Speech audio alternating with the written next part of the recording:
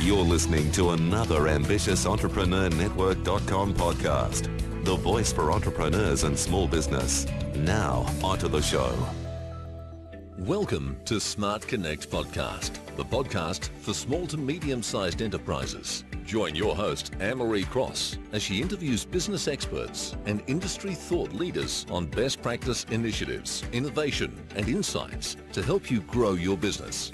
Now, over to your host.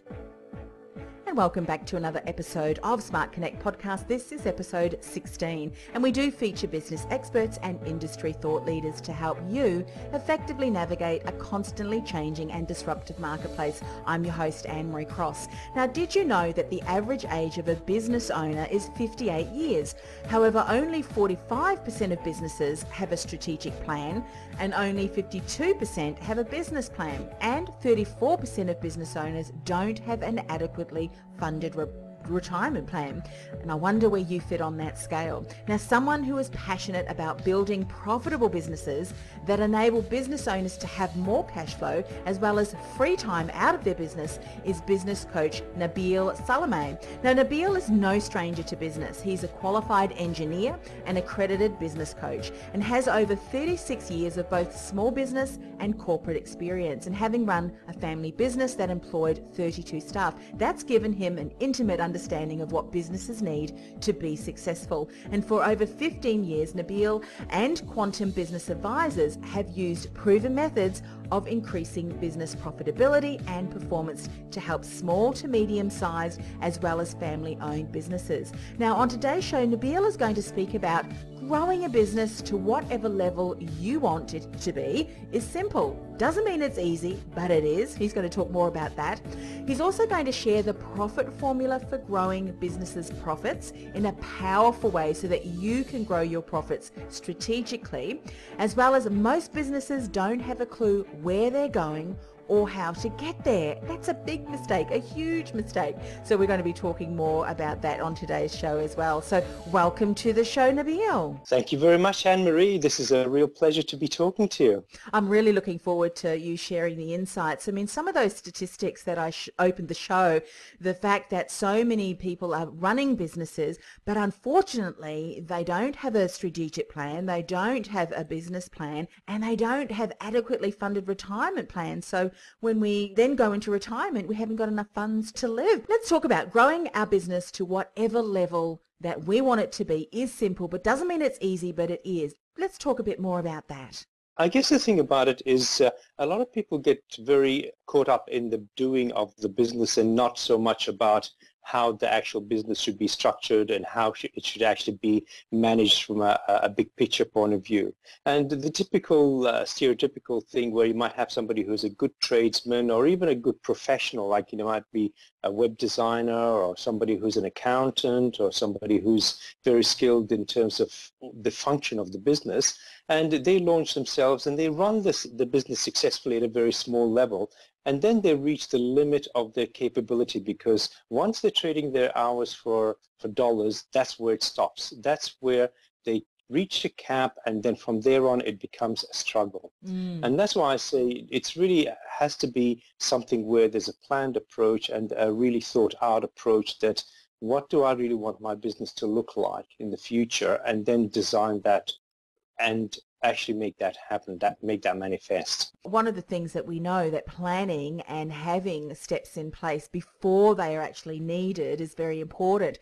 So at what level then, as a business owner who may not yet be at a stage where they need to increase their staff, what kind of triggers or what kind of signs do you say, look, it's important that we start to put into place some plans to be able to have some staff come on board so that you can free up more of your time? That's an excellent question. I believe that the trigger should be at every stage.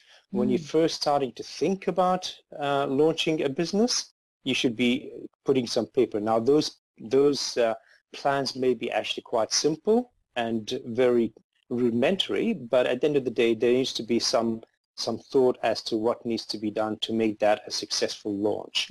If the business is at a stage where there's some ambition, and I love working with successful business owners that have got a really good, strong business, but yet it has plateaued, because it doesn't matter where that business is at, that next step can be designed as long as it's visualized with that vision.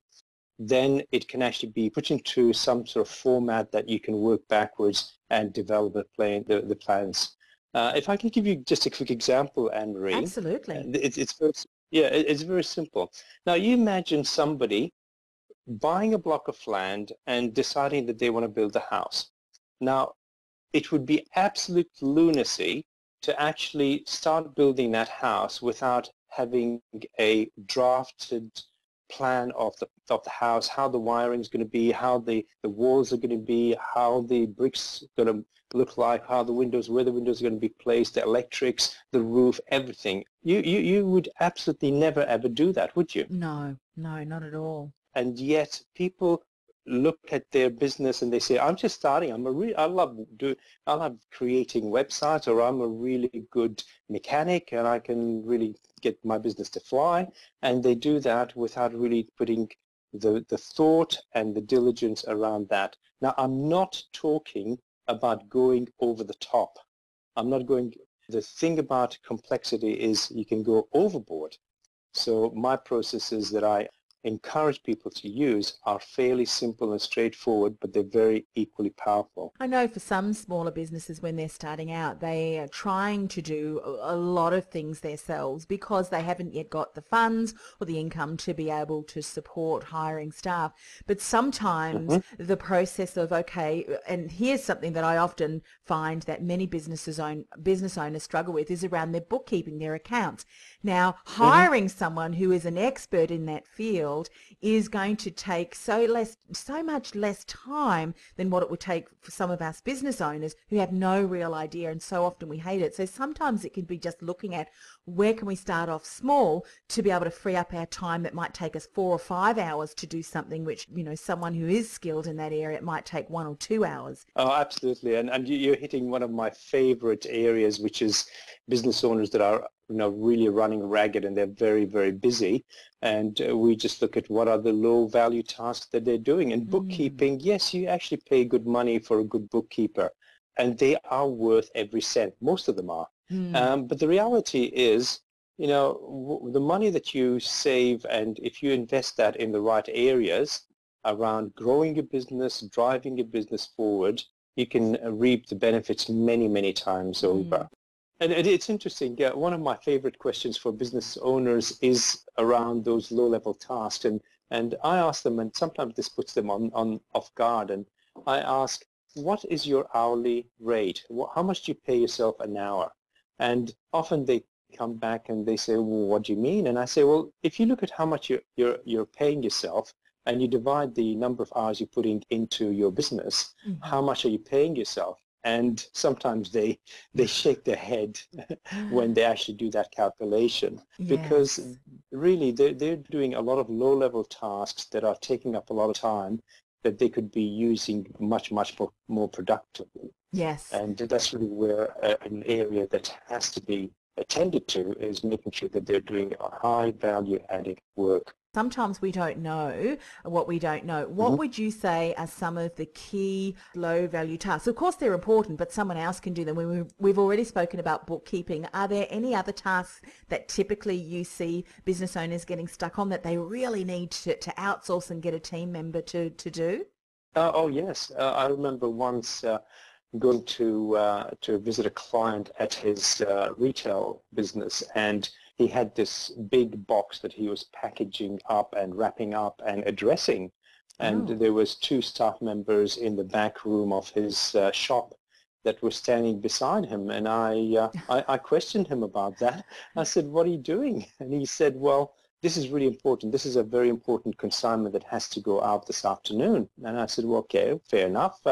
What will you do once you've actually parceled it up? And he said, well, I'm going to go down and take it to the post office and make sure that it's on its way. Now, excuse me, but this is a owner of a $4.5 million business.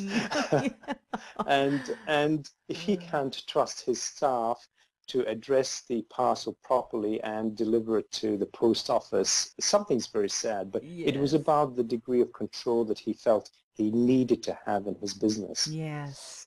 Yeah, I mean, we always say that, it's important as CEOs in our business that we would not expect our staff to do something that we wouldn't, but that's taking it to the extreme, isn't it? Yeah. So that's one example. I mean, there's numerous examples around low-level tasks in terms of unnecessarily checking emails multiple times.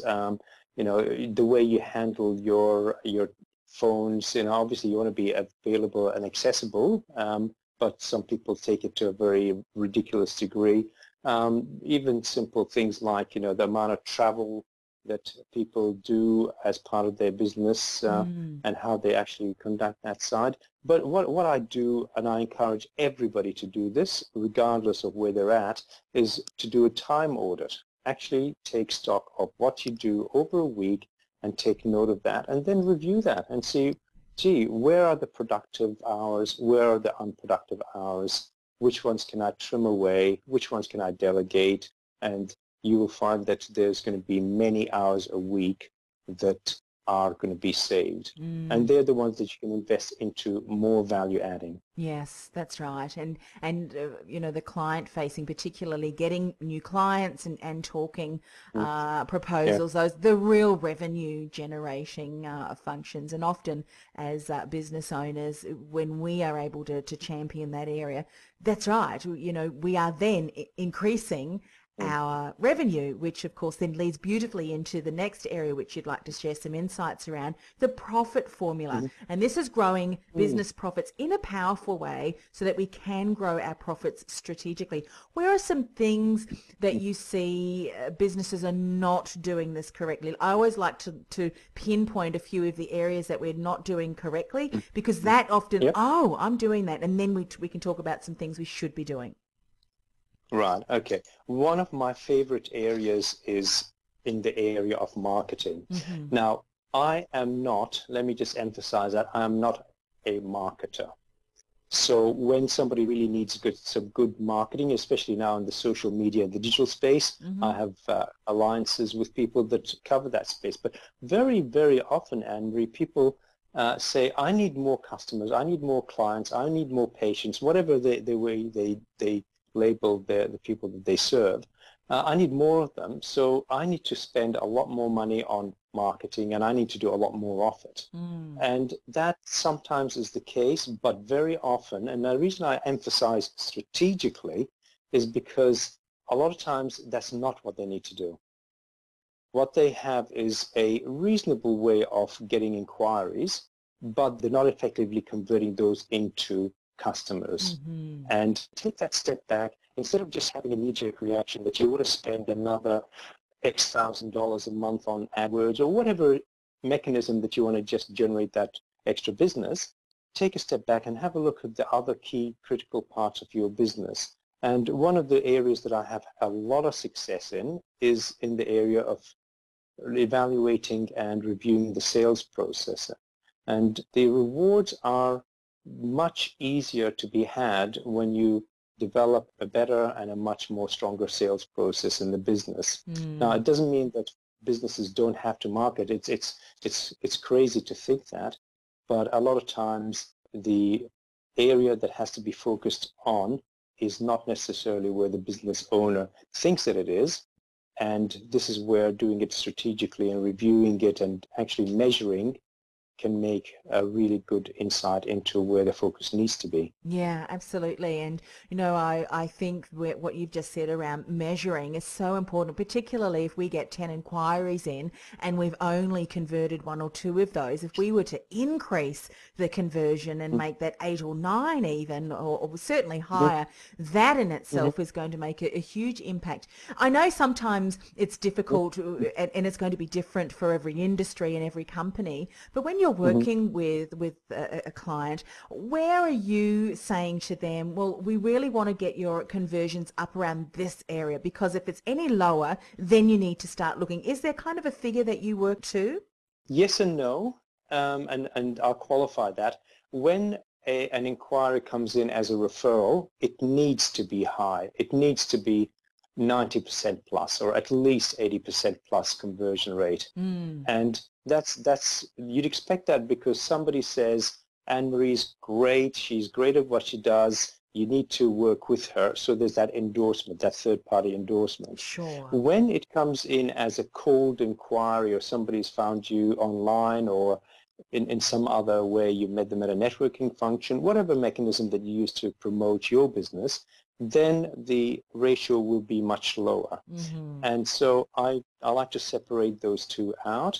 But the reality is, if somebody's converting at, like you say, 10 or 20%, you could literally double the business. If you take it, say, 20% and you increase that conversion rate to 40%, you've literally doubled that business. That's right. That's not impossible to do. In fact, I've got many cases where we've done that. And the reality is it's by focusing on one area, which is the area of sales. And it's an exciting area to work in. It really is. Yeah, absolutely. And I think a lot of potential clients are slipping through our fingers, so to speak, because of the fact that the process that we have to nurture, to talk with, to explain, the value that they would be getting, that's really relevant and in a way that the ideal client can see that through investing, they're going to generate some really incredible results. When we haven't got that right, that means that, we're letting these people go. Do you find then that when you are speaking to people and the conversion rate is not as high as what you think it could be, it's because they lack a process, they don't have the right steps to follow as they're talking to potential clients, or there are other areas as well? There are other areas. Lack of process is one area. It may be that there's poor training. One of my clients has a team of around 9-10 salespeople, and once they invested heavily in training and upskilling the sales team, their conversion rate increased dramatically. Now, just with that example, and I am very confidential with all of the information I have around my clients, but when I give it generically, it's because it's out of respect for them. But when you look at a business that's turning over around $10 million a year, and you increase their conversion rate by 1%, I mean, that's a tiny amount. You're increasing the turnover by $100,000. Yeah. So you're talking about a significant increase just by a small minuscule change in conversion rate. Yes. So the impact can be really, really lucrative. Yeah. But it does take a review of that whole area, as it does all of the other areas of business. What's happening in their operations. One of my the profit formula that you were mentioning before is really about also being aware that what a business spends its money on, a lot of that, or a percentage of that, is wasted. And it might be a waste of time, it may be a waste of resources, it may be products that's manufactured that's not 100% ready to sell. It could be a whole lot of things. And so as a result of that, we do a waste audit, and out of that there can be many tens of thousands or hundreds of thousands of dollars of savings.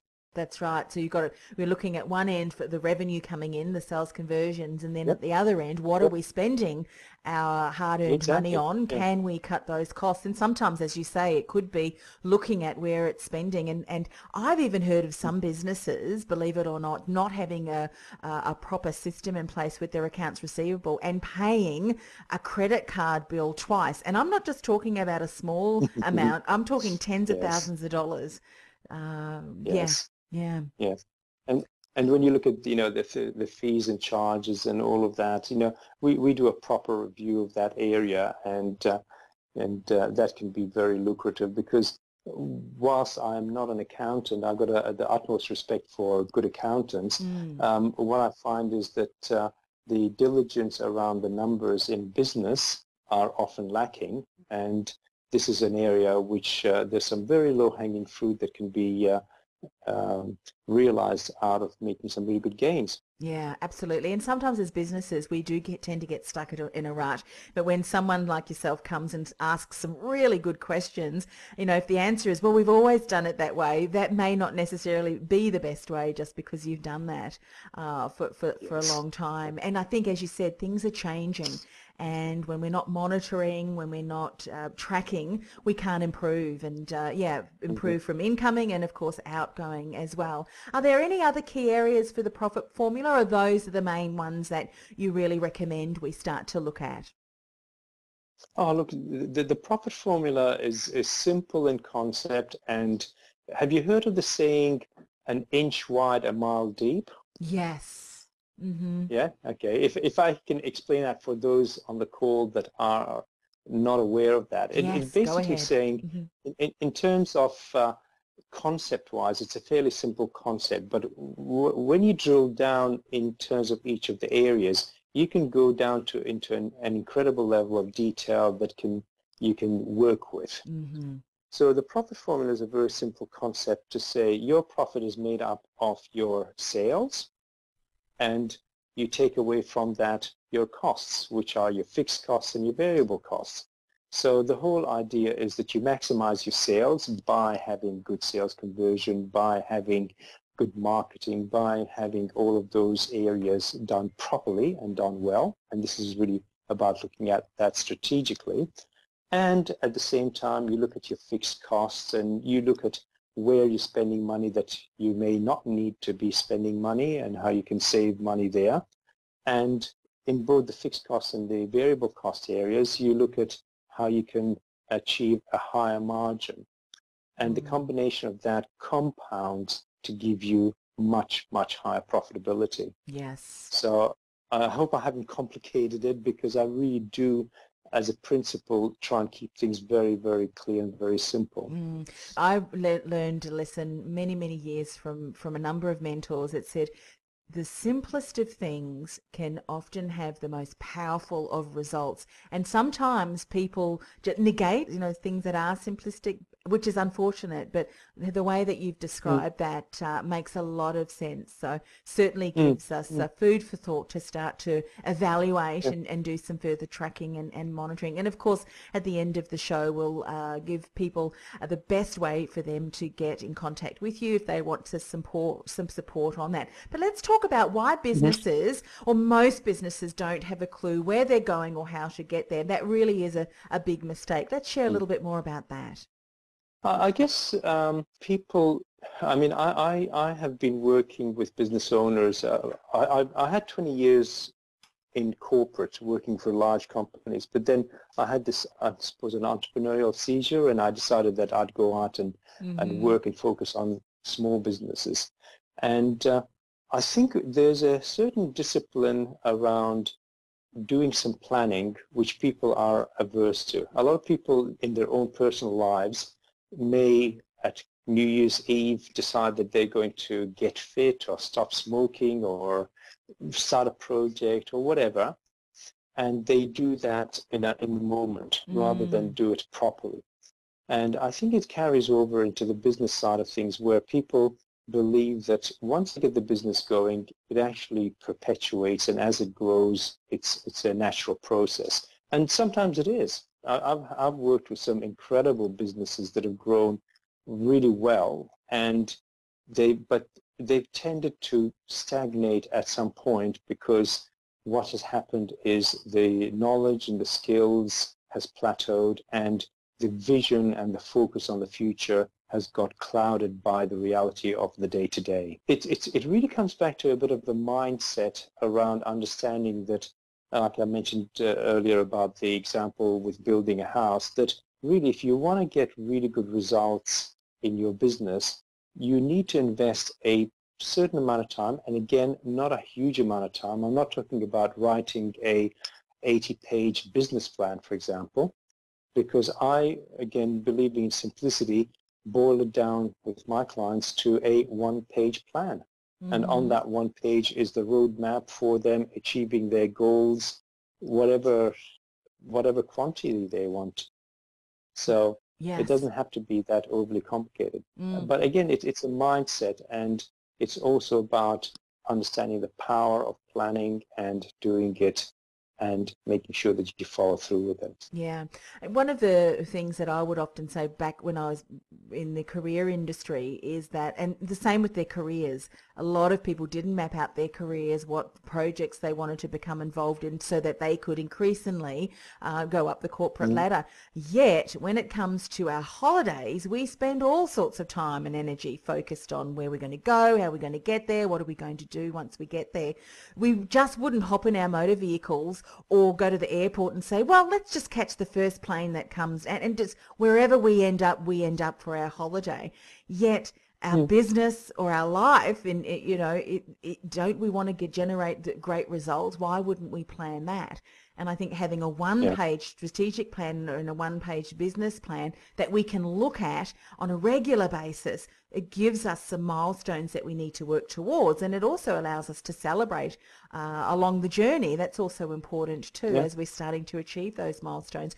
Can you, I mean, obviously you don't want to disclose private information from clients, but I'm sure when a client has one of these one-page strategic plan or a business plan and they start to track and monitor, they can see some incredible results and momentum being built and results, yes?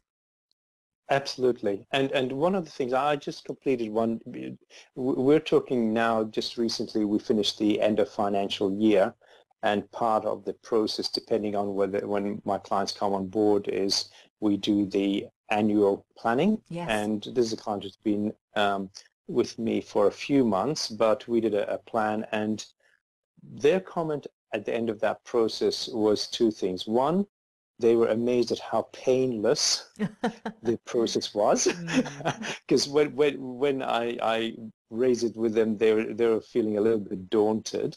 And the other thing is the immense clarity, the incredible clarity they got, that to actually increase the business by the percentage that they wanted to achieve was actually achievable, and that they could see there in black and white on one single sheet of paper the steps that they would need to do for that to happen. Yes. Now that is incredibly powerful, and their actual physical energy, or I suppose maybe their mental energy, lifted quite dramatically in the last few meetings that we had since we've done that, because the focus is really like, they're not getting deflected on the next shining object. They're not getting distracted by something. Yes, they're attending to the day-to-day, but they're also keeping their eye on the prize, which is, let's work on this action plan and let's implement it, because we know we've got an extra however much that we're going to be achieving as a result of that. So,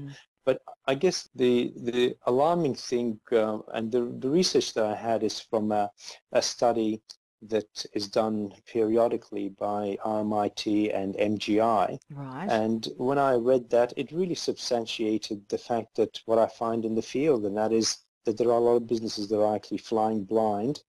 And if they're flying blind, then the reason why they're struggling is in part due to the fact that they haven't got something really clear and vivid to focus on that really gets them excited and jumping and working towards that. Yeah. And I know as businesses sometimes, let's take for example marketing, there are so many different ways that we can market our business. And what I often find, and you probably find this with clients too, when we're not tracking and monitoring, we can't actually see some of the things that are working really well.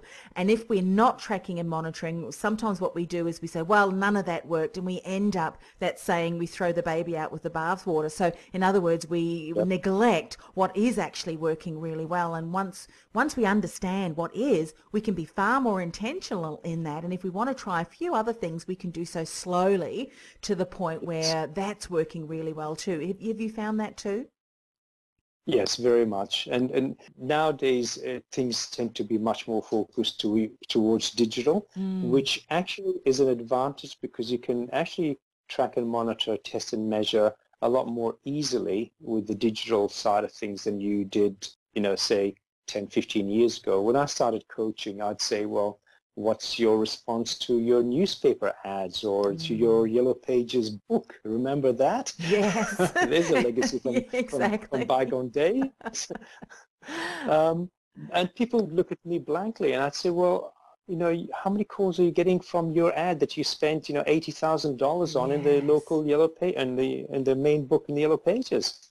And they look at me blankly. And I said, you've invested a lot of money. You're going to be making a lot of sales based on your margins to actually cover that alone, let alone feed yourself. And so there's a little bit of ignorance or putting your head in the sand there. And look, I really, really don't mean to be too critical of business owners. I have the utmost respect for somebody who's going out on a limb and backing themselves and setting up a business of whatever size and whatever industry. The small business owner is the champion in society in my books. Yeah. But absolutely. having said that, there are things that can be done, and this is the point I really want to emphasize. There are things that can be done a lot better, and by looking at that information and analyzing and tweaking it, you can actually get much, much better results. And ask for help.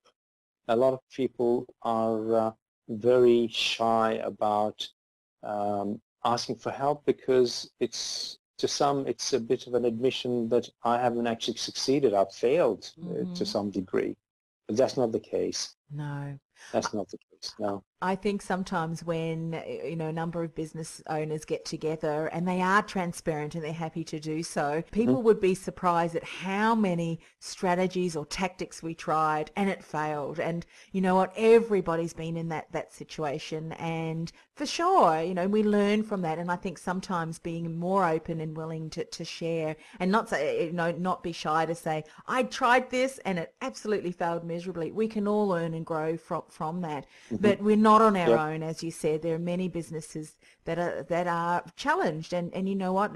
Business is easy. It doesn't mean that it's easy, but if we put into place some of the simple steps that you shared today and really started monitoring that whatever we're doing is really hitting the ground well and is generating the best results, then it's just growing, sustaining that and growing the business incrementally once you got the right foundations in place. Yeah, no, it's very true. And like I said, I really do have the highest respect for people in business because it is the path that can be more challenging. And look, there's nothing secure in any career as an employee or in business. Nothing is guaranteed 100%. But the journey of business should be fun. Yeah. It should be enjoyable. Business owners should have that spring in their step to say, wow, I'm doing something that's worthwhile. I'm serving my customers or clients or patients. There needs to be that positivity around it. And it's not the, fluffy kind of positivity. It should be based on, solid plans around how the business is going to grow, or even how the business owner is going to reduce their hours and actually leverage themselves out of the business. So one of the things about one of the statistics that you read right at the start, with the average age of business owners being 58 years old, one of the other things which this report that I mentioned earlier states is that 25% of business owners are age 65 and above.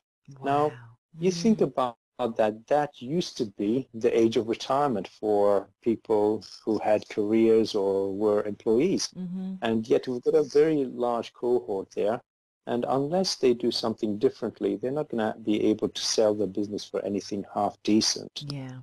And a lot of people look at that sale of their business as their retirement fund, if you like. And yet if they don't have these key things in place, it's going to make it very difficult for it to be something that can be saleable. So Nabil, you've shared such a wealth of knowledge with us today, and I know that we've only just scratched the surface. So if people are wanting to find out more about you and the services that you offer, what's the best way for them to do that? My contact number is, my business obviously is Quantum Business Advisors, and so my number or my office number is 1300-7-QUANTUM, and I think that's 1300-778-268. I also am available via email on Nabil, Nabil, @QBA, So that's Q for quantum, B for business, A for advisors.com.au. And my website is qba.com.au. So there's multiple ways. And look, I am very passionate about helping business owners because there's so much that can be done, and there's an exciting journey for each and every one, and it's something that's there to be had. Yeah, absolutely. Thanks once again for coming on the show, Nabil. And of course, please go and connect to Nabil at www.qba.com.au or send him a direct email, Nabil, Nabil at qba.com.au. Thanks again for coming on the show. And thank you very much for the opportunity to talk to you and to share my my little gems. Well, that brings us to the end of another show. Please do encourage you to reach out to Nabil. As you can see, he's certainly been and brought a wealth of knowledge and experience to today's interview. Now, if you do want to connect with Australia's foremost collective of business experts and thought leaders to SMEs, go to ssba.net.au. That's ssba.net.au.